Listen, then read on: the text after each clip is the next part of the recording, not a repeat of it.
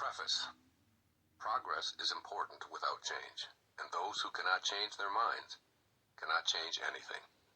George Bernard Shaw. Change your thoughts, change your life is the end product of my year-long journey of research, contemplation, and application of the Tao Te Ching, a book of wisdom that's been translated more than any volume in the world, with the exception of the Bible. Many scholars consider this Chinese classic the ultimate discourse on the nature of existence, and it continues to be a valuable resource for achieving a way of life that guarantees integrity, joy, peace, and balance. I recently read about someone who overcame life-threatening addictive behaviors by reading and rereading the 81 verses of this ancient text. Just imagine, in fewer than 100 short pages, it describes a way of living that's balanced, moral, and spiritual, and that works for all facets of life on Earth. Legend tells us that the Tao Te Ching was authored by Lao Tzu, a prophet who was also the keeper of the imperial archives in the ancient capital of Luoyang. Seeing the continual decay during a period of warring states, Lao Tzu decided to ride westward into the desert. At what is called the Hangku Pass, a gatekeeper named Yin Si, knowing of Lao Tzu's reputation for being a man of wisdom, begged him to record the essence of his teachings. Thus, the Tao Te Ching was born out of 5,000 Chinese characters. In all of my reading on the origins of the Tao Te Ching, I never found a definitive historical record of its writing. Yet today, it survives in thousands of versions in virtually every language.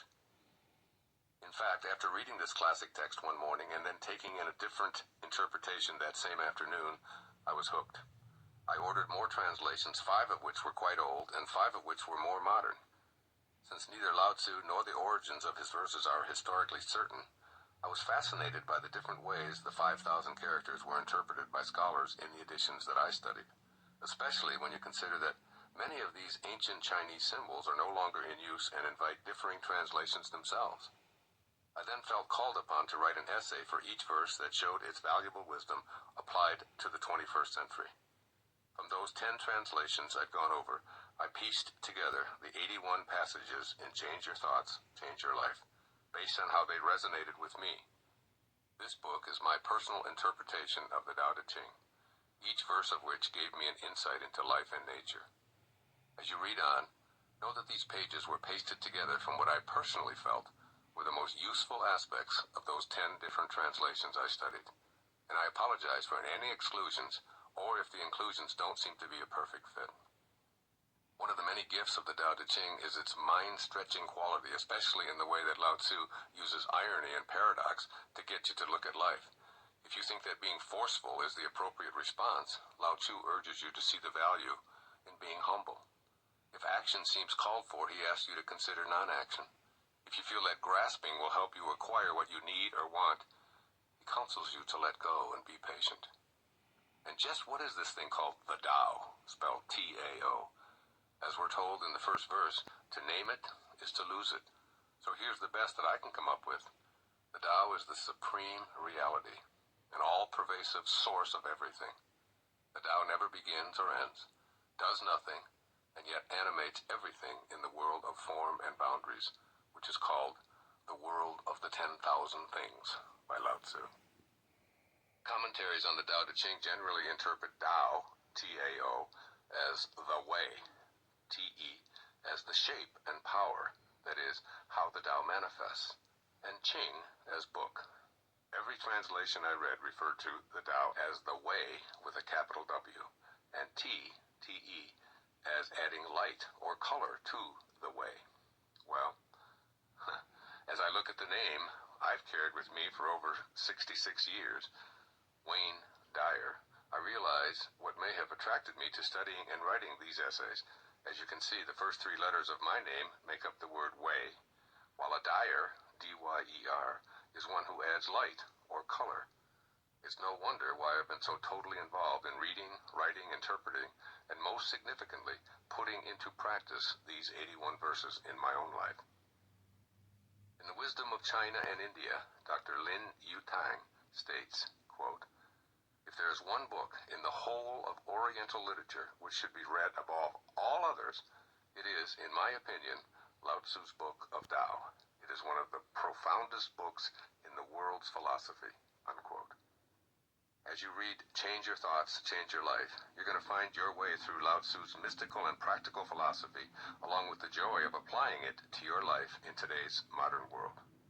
Writing this book was a complete surrender to ideas that didn't always seem to fit a linear, rational approach. And it has changed me in a way that's like the Tao itself, unexplainable and unnameable.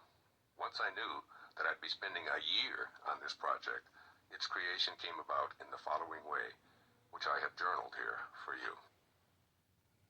I awake before 4 a.m., I meditate, consume juices and supplements, and enter my sacred writing space. On a table, I have found some framed drawings of Lao Tzu. In one, he's clad in simple robes. In another, he's standing with a staff. And in a third, he's astride an ox.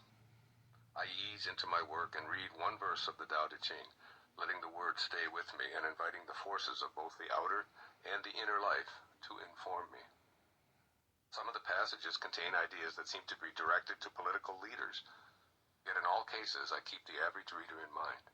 In other words, I seek the wisdom for everyone, not just for those in positions of government or business. I jot down a few notes, and for the next 3 days, I think about what Lao Tzu is offering. I invite the Tao to be with me throughout the day in all my activities as a background to the title of this book. Change your thoughts, Wayne, I tell myself, and watch how your life changes. And my thoughts do change. I feel the Tao with me, always there, always doing nothing, and always leaving absolutely nothing undone. As I'm now seeing, with a capital S, the landscape looks different.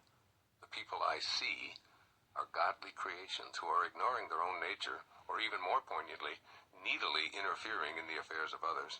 I have a different perspective now. I feel more peaceful and patient. I keep being reminded of the cyclical nature of the world of the 10,000 things, and have powerful insights that change what I see. I know that we humans are like the rest of the natural world, and that sadness, fear, frustration, or any troubling feeling, they can't last.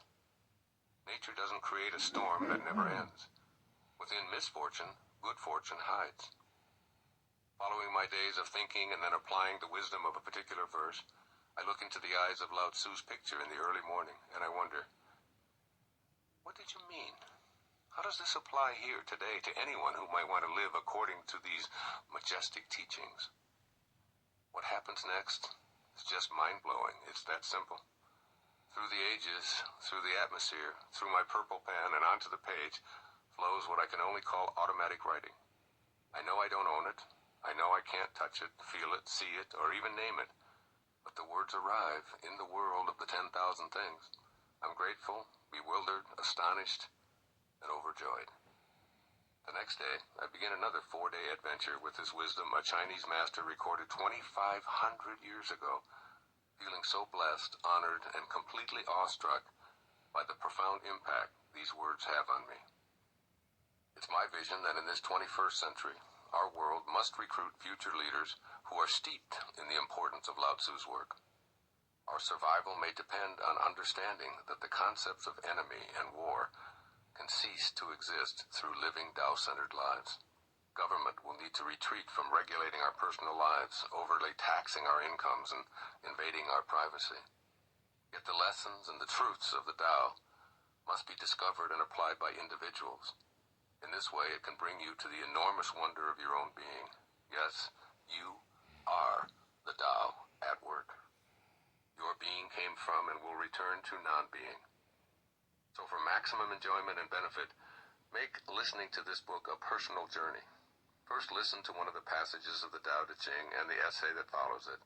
Next, spend some time applying it, changing the way you've been conditioned to think, and letting yourself open up to a new way of conceptualizing these ideas. Finally, individualize the verse by writing, recording, drawing, or expressing yourself in whatever way you're called to, and move on to the next verse with a rhythm that suits your nature. The following is from 365 Tao, Daily Meditations by Den Ming Dao, which I love to turn to each day. Listen to this expert and see the Tao coming alive in you. Quote, if you spend a long period of time in study and self-cultivation, you will enter Tao. By doing so, you also enter a world of extraordinary perceptions. You experience unimaginable things, receive thoughts and learning as if from nowhere, perceive things that could be classified as prescient. Yet if you try to communicate what you experience, there is no one to understand you. No one will believe you.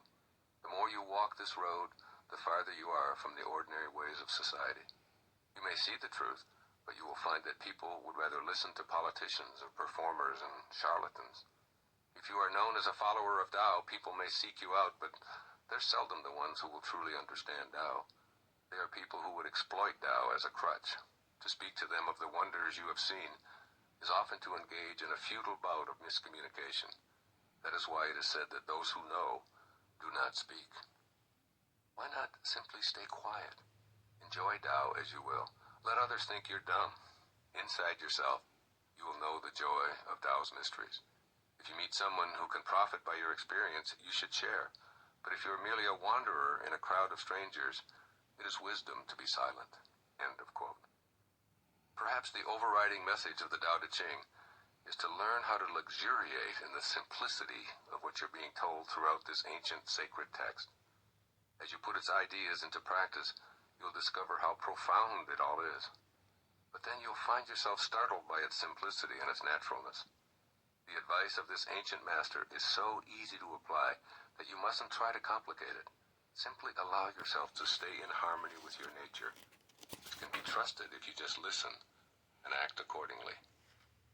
I hope that you'll feel joyously in love with Lao Tzu and his wondrous Tao Te Ching, and that you'll add your light and color to the great way. I offer you my love, along with my commitment to a Tao-centered world. I can think of no greater vision for you, for our planet, or for our universe.